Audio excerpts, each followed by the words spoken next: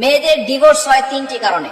বর্তমান সময়ে আমাদের সোসাইটিতে প্রত্যেকটা সংসারে দেখা যাচ্ছে যে স্বামী স্ত্রীর ভিতরে শুধু ঝগড়া লেগেই আছে, স্বামী স্ত্রীর ভিতরে মন মালিন্য হচ্ছে।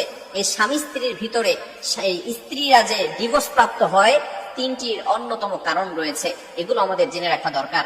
এক নাম্বার কারণ হচ্ছে নারীদের এক্সট্রা অ্যাঙ্গার, অতিরিক্ত রাগ, অতিরিক্ত জেদ নারীকে ধ্বংস করে দেয়।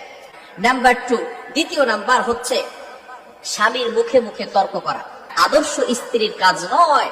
আল্লাহ রাসূল সাল্লাল্লাহু আলাইহি ওয়াসাল্লাম বলে দিয়েছেন, আদর্শ স্ত্রী তো এমন হবে যে তার স্বামীর সাথে ভালো ব্যবহার করবে। তৃতীয় নাম্বার নারীদের ডিভোর্স হওয়ার যে অন্যতম কারণটি, সেটা হচ্ছে বাবার বাড়ির কুপরামর্শ। ভালো করে মনে রাখবেন, অনেক মায়ের কারণে অনেক মেয়ের সংসার নষ্ট হয়ে যায়।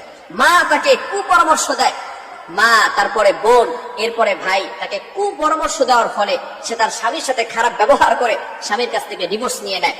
এই জন্য এই তিনটি কারণে মেয়েদের সাধারণত ডিভোর্স হয়ে থাকে। এক নাম্বার হচ্ছে অতিরিক্ত জেদ, এটা করা যাবে না, অতিরিক্ত রাগ দেখানো যাবে না। দ্বিতীয় নাম্বার হচ্ছে স্বামীর মুখে মুখে তর্ক করা যাবে না। তৃতীয় নাম্বার বাবার বাড়ির কুপরামর্শ নেওয়া যাবে না।